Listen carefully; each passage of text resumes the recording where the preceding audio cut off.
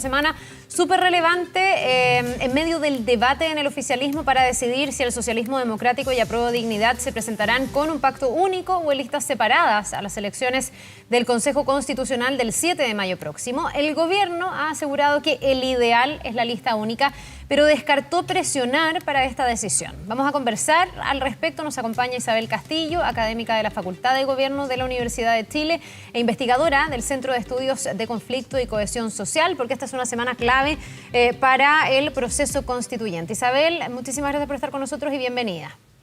Buenos días, Carla.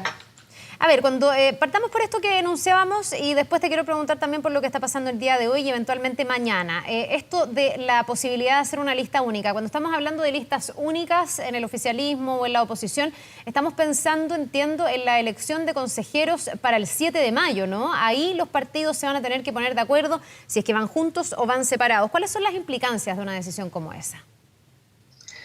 Sí, bueno, efectivamente hay dos tipos de consideraciones que uno podría pensar, la netamente electoral o matemática, si se quiere, y una política más amplia, ¿no? El sistema de elección que tenemos en Chile, los escaños se asignan por listas, ¿no? Entonces, disculpa, se suman todos los votos de la lista, por lo tanto conviene ir unidos, ¿no? Y además en estos casos, donde son circunscripciones muy grandes, o sea, son regiones, en el fondo conviene juntar esfuerzos matemáticamente, ¿no? Es difícil que algunos votos extras que se puedan tener por ir separados compensen, ¿no?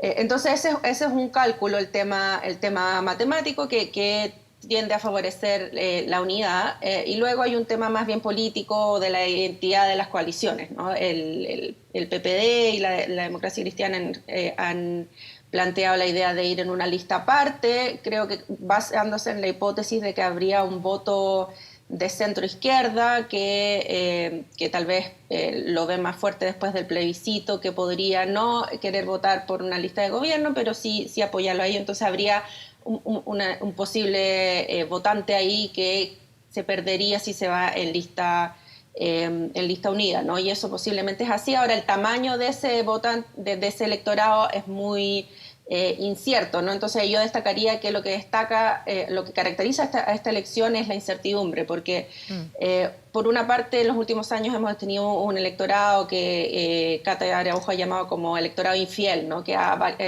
tenido posturas, ha cambiado bastante las preferencias en las distintas elecciones, pero además tenemos este elemento histórico único. Por primera vez vamos a tener elecciones con voto obligatorio e inscripción voluntaria, ¿no? Eso nunca ha ocurrido, salvo el plebiscito, pero nunca ha ocurrido para elecciones de partido de este estilo. Entonces la verdad es que no sabemos cómo se va a comportar el electorado, y todas las estimaciones que pueden hacer los partidos son, la verdad, apuestas, ¿no? Nadie sabe, y posiblemente la diferencia en términos reales de escaños no sea tan grande si van juntos o separados. Estamos más bien a ciegas todavía por lo distinta que va a ser esta elección. Ahora, claro, generalmente como concepto se dice lo que tú acabas de señalar, que es que ir juntos da una fuerza electoral mayor en el fondo. Si fuera separado el oficialismo con Apruebo Dignidad por un lado y el socialismo democrático por otro, ¿cuál es el riesgo? ¿Que crezca demasiado la derecha, en este caso la oposición?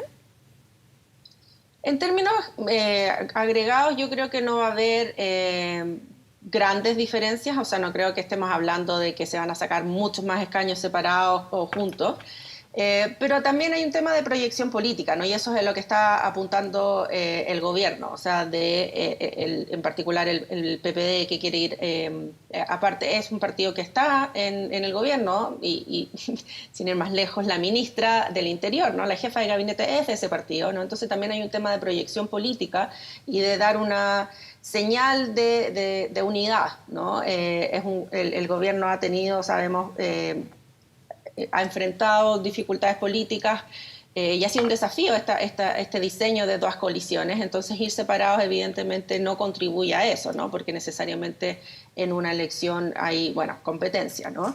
Entonces también pasa mucho por eso, y ahí creo que también hay un cálculo de, bueno, somos parte de la centroizquierda, no somos parte del gobierno, pero podemos desmarcarnos un poquito o no, sabiendo que es muy posible que haya un voto castigo también al gobierno que tiene en este momento altos niveles de desaprobación, ¿no? Entonces ahí hay una línea bien delgada, entonces tiene que ver más con cuestiones políticas que solo electorales, ¿no? De cómo nos presentamos a la ciudadanía en un proyecto común o no, o si proyectamos una identidad distinta a futuro también, ¿no? En una proyección de un poquito más mediano plazo. Ya, ahora hay un antecedente porque ahora se puede hablar mucho de la unidad y muchos pueden estar como abrazando la idea de la unidad, pero también aquí hay un antecedente que es que al PPD se le cerró la puerta por a lo mejor ser, no sé si demasiado neoliberal, estar más a la derecha, no compartir tanto esa raigambre, esa raíz del Frente Amplio y de Apruebo Dignidad y finalmente ya hay un antecedente. Algunos dicen que aquí hay una devuelta de mano cuando desde el PPD se pone en duda ir en una lista única. Sí, de todas maneras yo creo que también hay cuestiones de ese estilo, ¿no? Como de sensibilidades que quedaron heridas y eso es bien claro también en el caso del Partido Socialista que está como al medio, ¿no? El Partido Socialista ha sido más favorable o ha expresado la idea de ir en una lista única y en el fondo está teniendo esta dificultad de convencer a los socios, ¿no? Entonces el PPD, claro, se está haciendo un poquito de rogar, insinuando que tal vez si tuviesen más cargos en el gobierno podrían, en el fondo, podría eso cambiar el escenario, pero evidentemente esto, lo que mencionas tú, ¿no? El antecedente de las primarias presidenciales hace poquito menos de 2 años, evidentemente marca un precedente, no solo político, sino ya también de casi que de egos personales, ¿no? Y hemos sabido también algunas relaciones que no son buenas entre personas del Frente Amplio del mundo más exconcertacionista, ¿no? Entonces, evidentemente, hay una cuestión política y hay una cuestión de cómo se han desarrollado las relaciones entre las coaliciones en el pasado reciente. Sí, me imagino que también puede haber diferencias políticas en el proyecto político. Ahí la mirada del ex senador Girardi es interesante en el sentido, bueno, se despacha una cuña que resonó con mucha fuerza y que a muchos les molestó, que esto de que si van todos juntos van a ser como catalogados dentro de la lista de los indultos, con todo lo que eso ha significado para el gobierno. Pero además, él dice, nosotros a lo mejor tenemos que ofrecer otra mirada de país, otro proyecto desde la centroizquierda distinta al que está actualmente. Me imagino que hay ahí también una evolución de un parlamentario con tanta trayectoria como esa, un análisis a los niveles de desaprobación que está teniendo el gobierno, ¿no? Si este fuera un gobierno que le fuera muy, muy bien, a lo mejor no se estaría cuestionando tanto el proyecto político, presumo. Sí, no, evidentemente, ¿no? Y esto tiene que ver con una idea de que post plebiscito de alguna manera se fortaleció un mundo de la centroizquierda y revivió una cierta nostalgia concertacionista, ¿no? Que yo creo que es un grupo más bien minoritario, ¿no? No le daría mayor relevancia a eso y de hecho hemos visto como gente que ha tenido una apreciación similar, ¿no? Los que están tratando de formar demócratas y amarillos han tenido muchas dificultades en llevar eso a cabo, ¿no? Entonces tal vez hay una sobreestimación de ese mundo, pero evidentemente tiene que ver con la situación del gobierno, que claro, como dices tú, no está en su mejor momento. Ahora la pregunta también es si esas diferencias son visibles en este tipo de elección, ¿no? O sea, para un proyecto constitucional. Entonces, para esta elección, tal vez las convergencias programáticas o posturas de cómo debiera ser este texto no son tan marcadas como sí podrían ser para un gobierno futuro, ¿no? Entonces, ahí hay una cierta tensión en de, bueno, ¿es este el momento de marcar la diferencia o se puede hacer más adelante o este tiene que ser el punto de partida para proyectar un camino separado de lo que es actualmente Apruebo Dignidad? Entonces, yo creo que efectivamente para el tema constitucional las divisiones, o sea, las diferencias no son tan grandes, ¿no? Y creo que perfectamente podrían acordar un proyecto común. Entonces, yo creo que el nudo aquí no está necesariamente en lo programático, en las propuestas, sino también más bien en una cuestión de identidad, de cómo se proyectan las identidades a futuro y la idea de si existe potencialmente este votante de centroizquierda que podría no querer votar por una lista de gobierno, pero tal vez sí por estos otros partidos y que no tenemos idea de qué tamaño puede tener ese electorado, ¿no? Isabel, estamos hablando de algo que es posterior a lo que está pasando hoy día, porque esta es las listas, las configuraciones para los consejeros constituyentes que vamos a tener que ir todos a elegir a las urnas el 7 de mayo próximo. Pero ahora, en estos momentos, en estas horas, lo que se está haciendo es definir la lista de expertos, que es la otra parte de este nuevo órgano que va a estar redactando la nueva Constitución y que son personas que están nominadas y que tienen que ser aprobadas por el Parlamento. A ver si le podemos explicar a nuestra audiencia de qué se trata, de qué manera se están nominando estos expertos y por qué va a ser importante la votación hoy día y mañana, entiendo, en el Senado. Sí, bueno, en el acuerdo que se logró en diciembre, creo, ya ni me acuerdo, el acuerdo constitucional, ¿no? Se estableció que iba a existir este comité de expertos conformado por 24 personas, 12 nombradas por el Senado y 12 por la Cámara de Diputados, que tiene que ser paritario en ambas instancias, que va a elaborar una primera propuesta de constitución, ¿no? Un primer texto. Ese texto no es vinculante. No es obligatorio que el Consejo lo tome, pero ciertamente va a ser un insumo central para este Consejo que vamos a elegir en mayo, ¿no?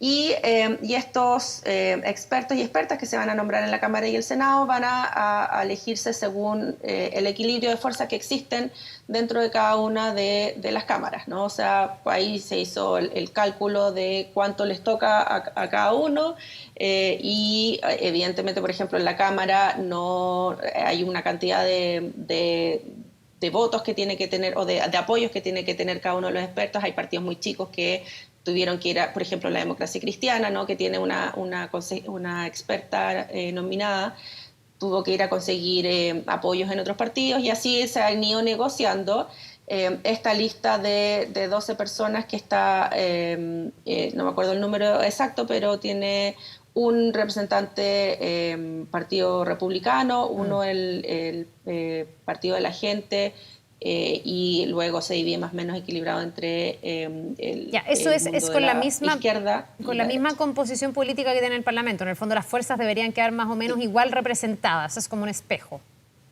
Sí, exactamente. Y por lo mismo el Partido Republicano y el Partido de la Gente van a tener un experto o experta nombrado en la Cámara, pero no en el Senado, porque no tienen, el Partido de la Gente, por ejemplo, no tiene senadores, ¿no? Yeah. Entonces, claro, se va a conformar una lista y se va a votar la lista en su conjunto, entiendo, y ahí han estado negociando los partidos, los nombres y además tratando, equilibrando que sean listas paritarias, ¿no? Entonces ya la Cámara, que es la que se vota primero, ya parece tener una propuesta que se vota, como digo, en su conjunto. No es que se vote persona por persona, sino se va a votar por la lista en su conjunto.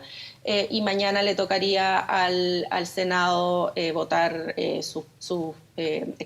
propuesta de expertos y expertas. Sí, para ir finalizando y para entender, ¿hay algún escenario posible de que esa lista fuera rechazada? ¿Ahí se tendrían que reemplazar todos los nombres? ¿O es muy improbable ese escenario y con todas las negociaciones previas que se dan, con esto de buscar apoyo en los otros partidos, etcétera, lo más probable es que esos 12 nombres de la Cámara de Diputados y 12 nombres del Senado pasen, sean aprobadas? Sí, la lista que ha salido, entiendo, no está 100% definida y ahí siguen las negociaciones, pero lo más probable es que se termine aprobando porque, bueno, no hay mucha más, o sea, está claro que le toca a cada partido y ahí, claro, puede haber disputas por ciertos nombres o el tema de la paridad, por ejemplo, la lista que salió ayer no era paritaria, ¿no? Entonces, bueno, ¿quién va a bajar a su...? Pero en el fondo lo más probable es que esto se apruebe en su conjunto, no vamos a ver algo de sucesivas votaciones ahí tratando de acordar los nombres, eso no le conviene a nadie, ¿no? Lo mejor esto es que salga lo más rápido posible, que haya consenso y las negociaciones parecen haber avanzado bien y se ha llegado a una lista que parece ser, que creo que es bastante razonable, ¿no? Bien, pues Isabel Castillo, académica de la Facultad de Gobierno de la Universidad de Chile, investigadora también del Centro de Estudios de Conflicto y Cohesión Social. Muchísimas gracias por habernos acompañado. Vamos a tener que ir de aquí en adelante tomándole el pulso a este nuevo proceso constituyente que esperemos que esta vez sí sea un éxito. Que te vaya muy bien y que tengas un muy buen día. Igualmente, buenos días. Nos vemos.